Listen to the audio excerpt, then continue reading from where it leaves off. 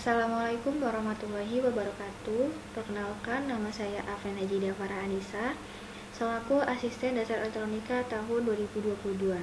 Pada pertemuan kali ini memasuki modul keempat, yaitu tentang karakteristik transistor efek medan atau field effect transistor. Apa itu FET atau field effect transistor? Field effect transistor adalah transistor yang memiliki fungsi yang hampir sama dengan transistor bipolar. Nah, jadi pada modul ketiga kemarin kan kita sudah membahas tentang transistor bipolar. Untuk fungsinya itu sama untuk mengalirkan tegangan dari kaki satu ke kaki yang lainnya dengan syarat yaitu kaki yang sebelah kiri atau di transistor bipolar kita sebut dengan kaki base itu terbuka. Jadi fungsinya hampir sama, yaitu meloloskan tegangan ataupun mengalirkan tegangan. Untuk perbedaannya di sini antara BJT atau bipolar junction transistor dan FET atau field effect transistor adalah jika BJT itu arus output ataupun IC itu dikendalikan arus input atau IB. Jadi pada praktikum modul 3 kemarin kan kita mengubah nilai itu kan berdasarkan pada potensiometer. Nah, itu dirubah jadi untuk nilainya itu saling sinkron antara kaki IC dan kaki IB-nya. Tetapi untuk FET atau field effect transistor, arus outputnya ataupun ID itu dikendalikan oleh tegangan input, oleh FGS. Untuk itu nanti akan dibahas secara detail setelah kita melakukan simulasinya. Lalu di sini ada FET ataupun field effect transistor, bisa dilihat untuk gambar hardware-nya. Untuk bentuknya itu sama dengan BJT ataupun bipolar junction transistor. Dan untuk perbedaan antara BJT dengan FET adalah pada BJT ada kaki emitor ini ya, lalu pada FET itu ada source, lalu pada BJT ada kaki base, sedangkan pada FET itu menjadi gate. Lalu pada BJT ada kaki kolektor yang di sini, sedangkan di FET itu diganti drain, atau kalau semisal tidak di mirror itu drain itu yang ada di bagian atas, itu kalau nggak di mirror ya. Lalu untuk slide selanjutnya, di sini ada prinsip kerja daripada field effect transistor. Untuk prinsip kerjanya sendiri itu seperti keran air, yaitu jika ada tegangan yang masuk dari drain dari sini, dia akan mengalir ke sini. Tetapi untuk tegangan dan arusnya akan bergantung dengan nilai gate. Jadi gate ini seperti tuas atau ibaratnya tuh kayak tuasnya yang ada di keran air sebagai pembuka dan penutup. Lalu nanti tegangan dan arus itu akan dikeluarkan oleh source yang ada di sini. Kurang lebih untuk prinsip kerjanya seperti itu ya teman-teman.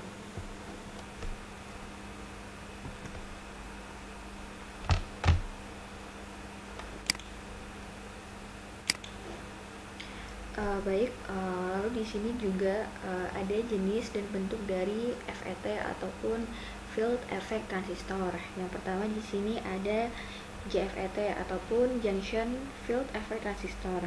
Di sini ada dua tipe, yaitu tipe PNP dan juga tipe NPN.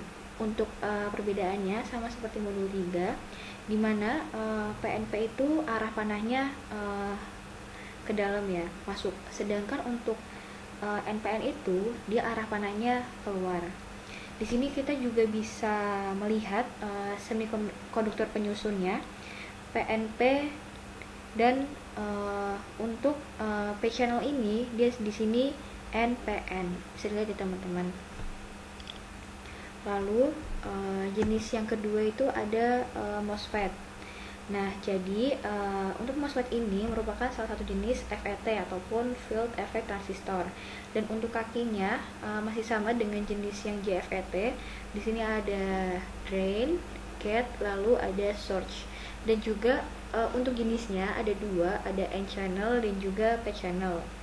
Yang membedakan itu terletak pada komponen penyusunnya. Jadi untuk MOSFET itu dia seperti permukaannya dilapisi oleh oksida logam, sedangkan JFET itu tidak ya. Oke.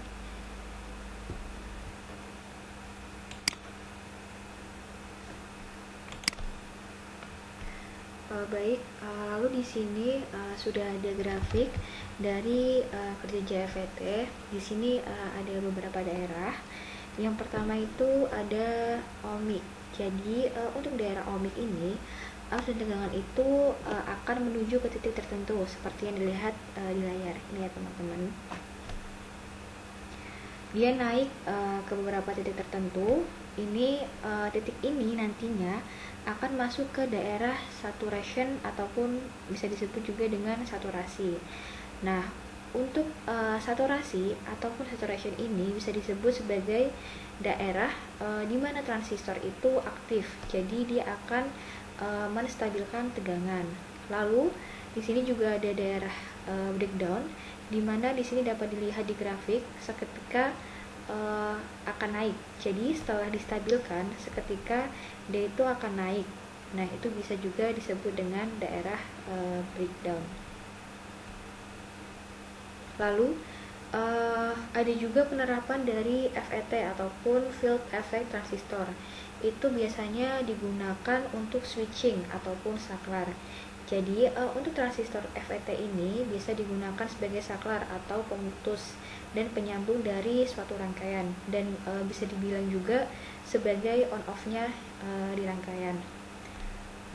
Baik, mungkin cukup itu untuk pengantarnya. Kita bisa langsung saja ke simulasinya ya teman-teman. Oke, kita udah berada di layar utama dari Proteus ke-7 ya.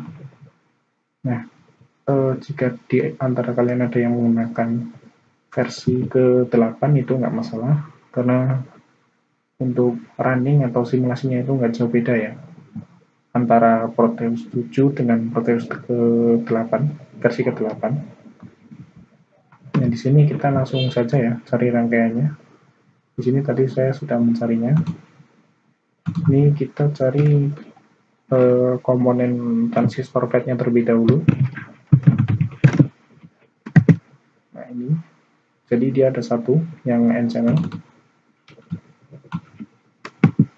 Jadi kita pakainya itu yang tipe JFET ya, bukan yang tipe MOSFET. Karena pada saat di running itu antara JFET dan MOSFET itu nggak jauh beda untuk nilai arus dan tegangannya ya.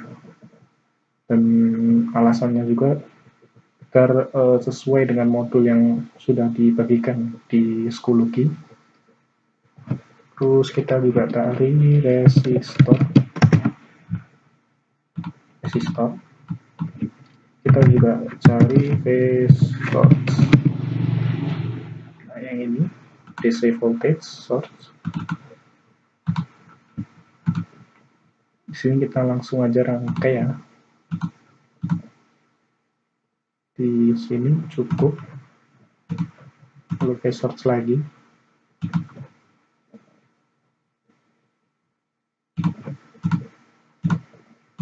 Kita hubungan terlebih dahulu antara tiap-tiap kaki komponennya.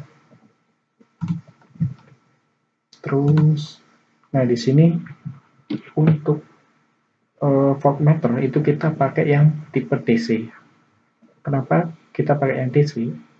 Itu karena tegangan yang kita pakai itu berasal dari DC source ya, sumber DC. Jadi kita pakainya yang DC volt. Nah, taruh sini, hubungan dulu. Segini cukup. Lalu kita juga pakai lagi di sebelah sini ya. Lalu ini kita hubungkan juga daerah sini. Lalu kita juga beri DC ampere meter. Sini cukup. Nah, untuk yang DC ampere ya, kita klik kanan, lalu kita X mirror. Nah, ini dia sudah terbalik ya untuk rangkaiannya. Lalu kita tinggal sambungkan saja.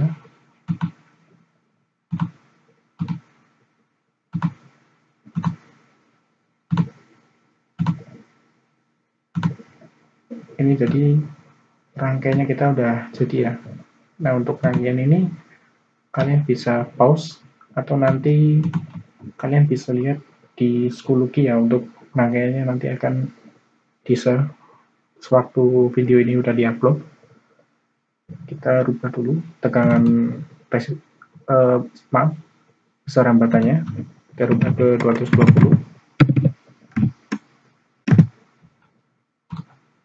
Sini kita rubah namanya menjadi resistor. Lalu di sini nih, nah di sini kan ada 3 kaki. Kita beri nama dulu. Jadi yang atas itu dia kaki drain ya. Kaki drain.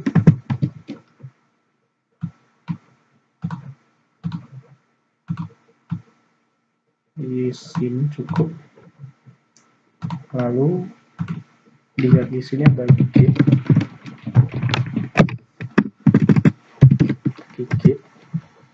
Yang mana itu jika di BCT itu namanya menjadi base atau basic. Terus yang kaki di bagian bawah itu dia source.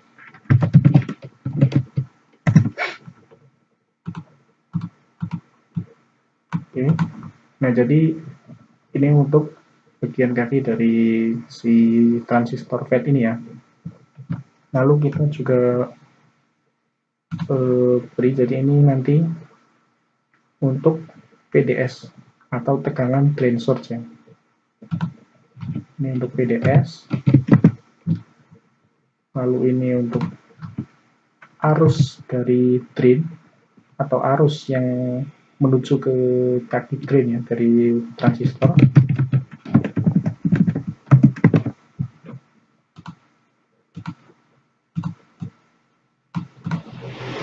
Lalu yang ini itu dia VGS.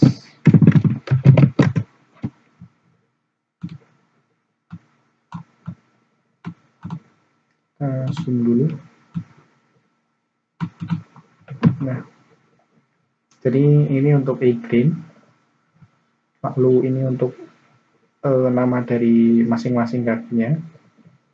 Ini ada VGS, ini ada VDS.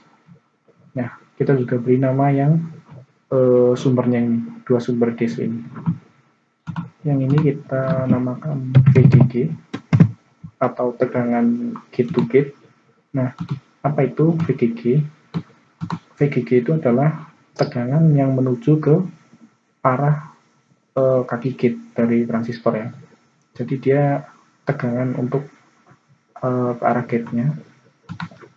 Lalu di sini yaitu kaki VDD, yaitu tegangan yang menuju ke arus drain, yaitu drain to drain ya, menuju ke kaki drain. Ini untuk rangkaian awalnya udah jadi ya. Jadi untuk rangkaiannya itu kita cuma pakai satu rangkaian saja, yaitu rangkaian seperti ini. Nah, tapi nanti kita akan melakukan 2 percobaan.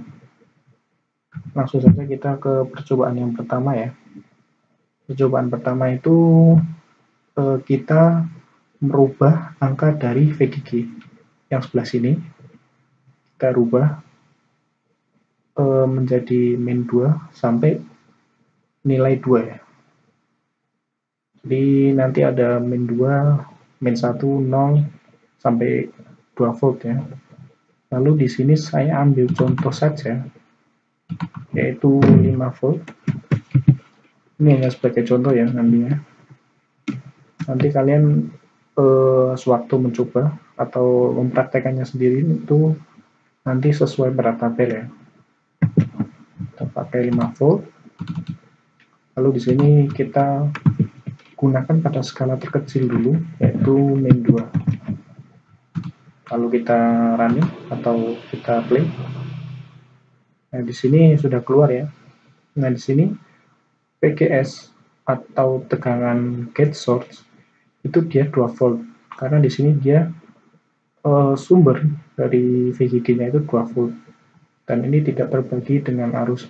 Jadi dia langsung masuk ke gate itu sebesar 2 volt. Nah, lalu kenapa di sini 0?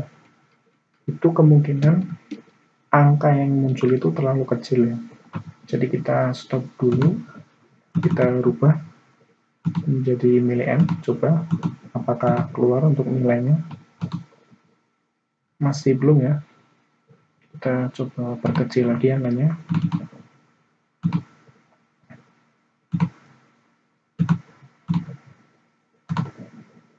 Nah, di sini untuk angkanya itu dia sudah keluar, yaitu 0,07 mikroampere ya. Lalu untuk PDS itu dia 5 volt.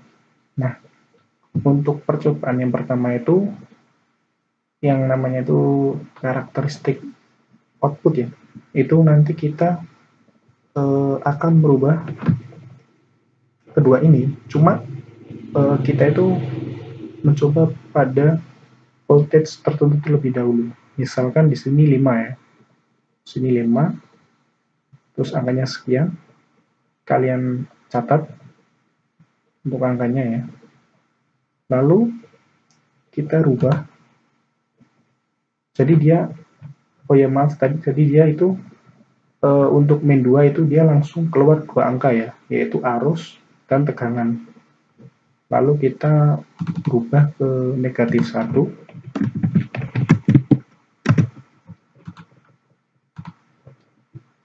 Di sini dia muncul maksimal ya, jadi kita naikkan untuk satuannya ke miliamp.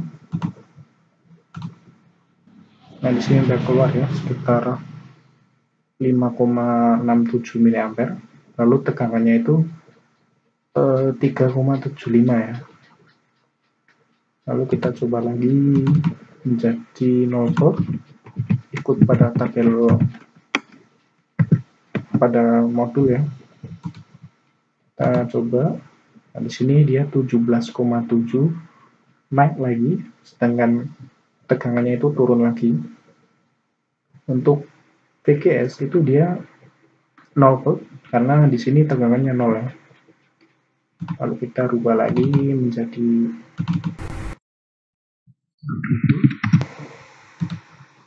kita play. Jadi untuk arusnya itu dia semakin naik, sedangkan tegangannya itu dia semakin turun. Untuk PGS-nya itu dia ikut pada VGG. Kita coba yang terakhir, yaitu 2 volt.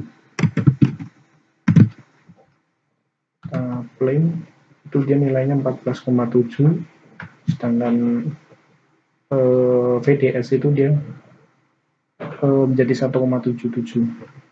Nah, di sini saya sudah mencatat tiap angkanya ya, jadi kita bisa amati. Ini untuk tabel dari karakteristik output. Tadi kan saya cuma mencoba di tegangan 5 volt, jadi kita hanya mencatat pada satu tegangan saja.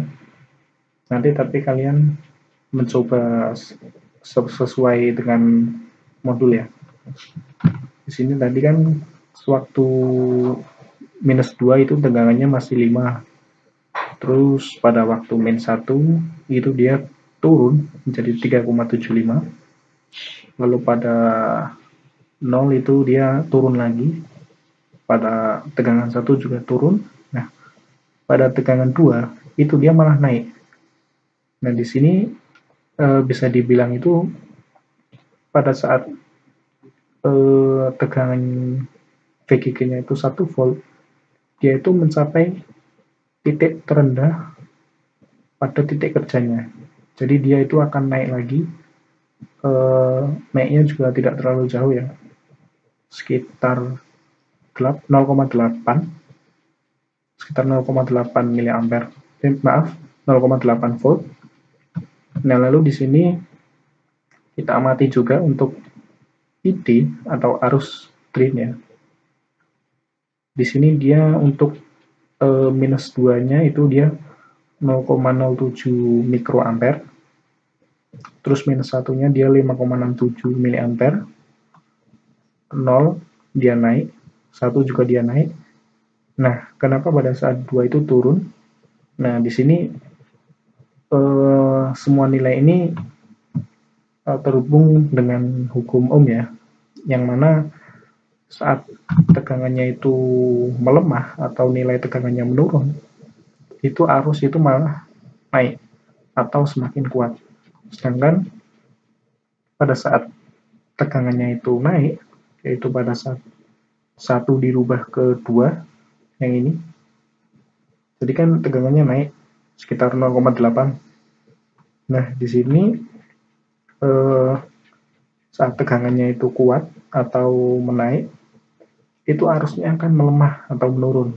Jadi pada 18,3 itu dia menurun. Jadi ini terhubung dengan hukum Ohm ya.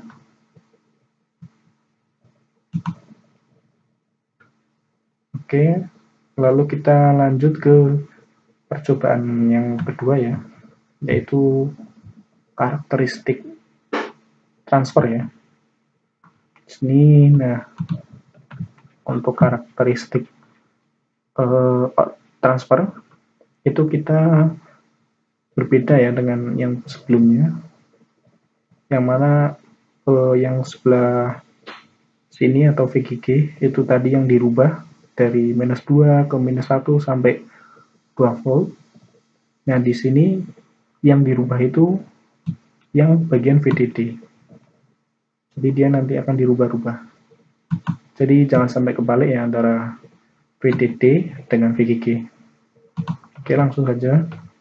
Di sini pada karakteristik output, karakteristik transfer, saya akan mencoba di tegangan 0 volt ya. Tegangan 0 volt. Nanti kalian juga mempraktekannya itu sesuai dengan tabel yang ada di modul ya nanti. Nanti saya juga akan menyampaikan untuk apa saja yang akan diuji coba. Lalu di sini tegangan VDD-nya itu 5 volt untuk awal ya, untuk pertama. Kita play. Nah, di sini untuk nilainya itu dia tetap jadi ikut dari VGG ya. Lalu dia pada saat 5 volt itu dia 17,7. Lalu di sini juga 1,11 volt ya. Lalu kita rubah ke 10 volt.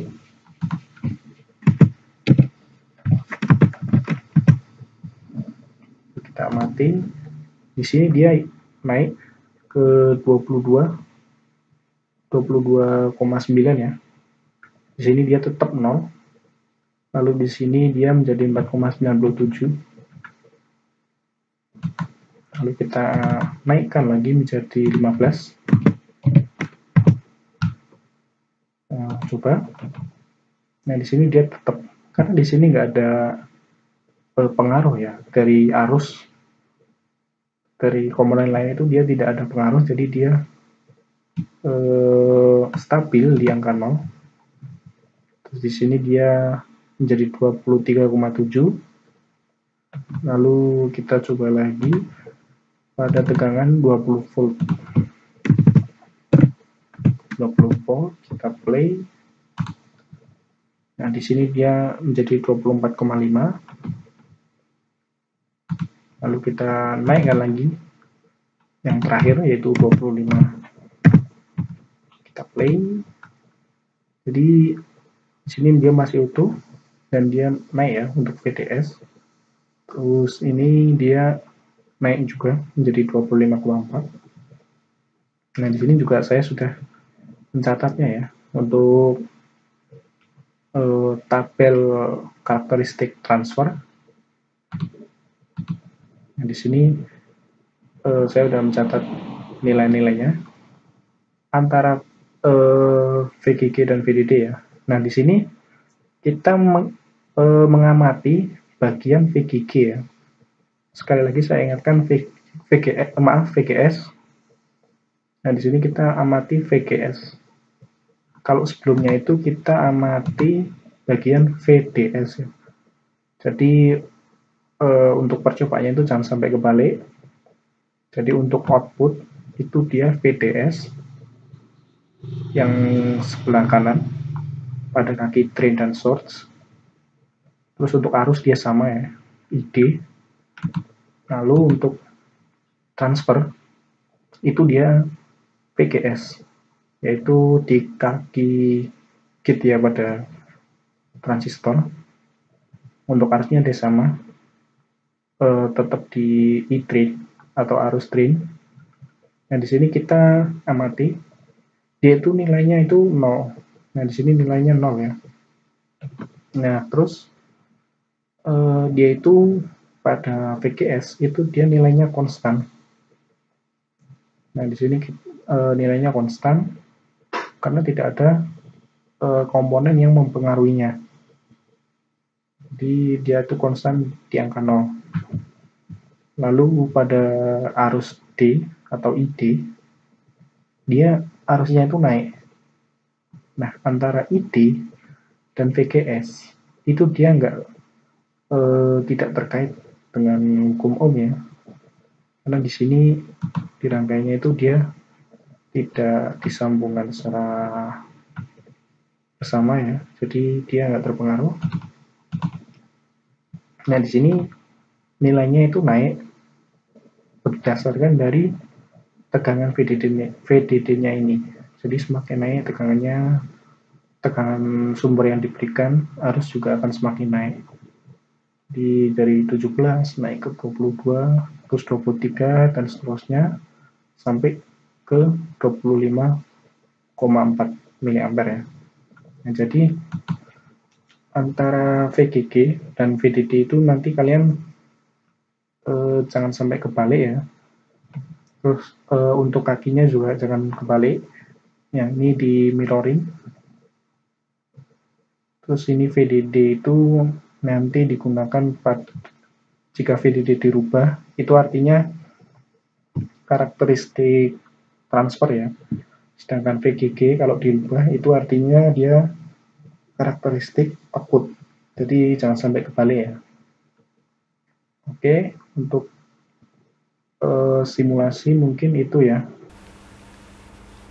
Baik, di sini saya akan menjelaskan terkait dengan format laporan pada modul 4. Seperti biasa untuk format laporannya, di sini ada TTT praktikan, terus ini ada modul 4, lalu ada judul modulnya, karakteristik transistor efek medan. Lalu di sini ada identitas yang mana isinya itu ada nama, NIM, tanggal praktikum, kelas, dan juga nama asisten kelas. Lalu di sini juga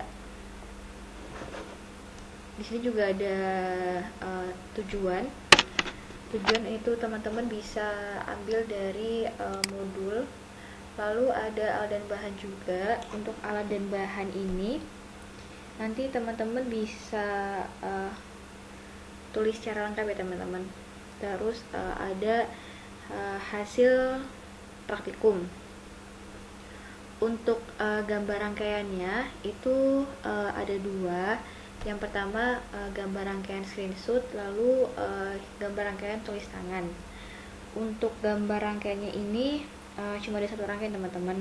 Lalu pada D3 ada tabel hasil praktikum, ada karakteristik output, dan juga ada karakteristik transfer.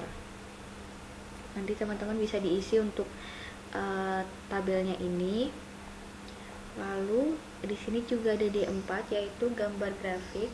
Untuk gambar grafiknya nanti teman-teman itu ditulis tangan di mm block. Jadi nanti kalian menggambar grafik dari nilai yang dapat di tabel. dari karakteristik output maupun karakteristik transfer, dan jangan lupa juga ditulis satuannya. Lalu selanjutnya ada analisa. Di sini ada 2 poin. Yang pertama yaitu analisa rangkaian, bisa ditulis secara naratif mengenai rangkaian tersebut seperti cara kerjanya, komponen apa saja yang digunakan. Lalu untuk yang kedua itu ada analisa grafik, itu dijelaskan juga secara naratif. Di sini ada 2 poin juga. Untuk analisa grafiknya ada karakteristik output dan juga karakteristik transfer. Lalu di sini ada F, tugas. Untuk tugas sudah terlampir pada modul praktikum. Teman-teman bisa dilihat ataupun dicek pada modul praktikum ya teman-teman. Terus yang terakhir di sini ada kesimpulan. Teman-teman bisa menyimpulkan sendiri terkait percobaan yang sudah dibuat atau dirangkai oleh teman-teman. Baik, mungkin cukup itu saja yang dapat saya sampaikan. Mohon maaf apabila ada kesalahan dalam bertindak dan bertutur kata. Terima kasih. Wassalamualaikum warahmatullahi wabarakatuh.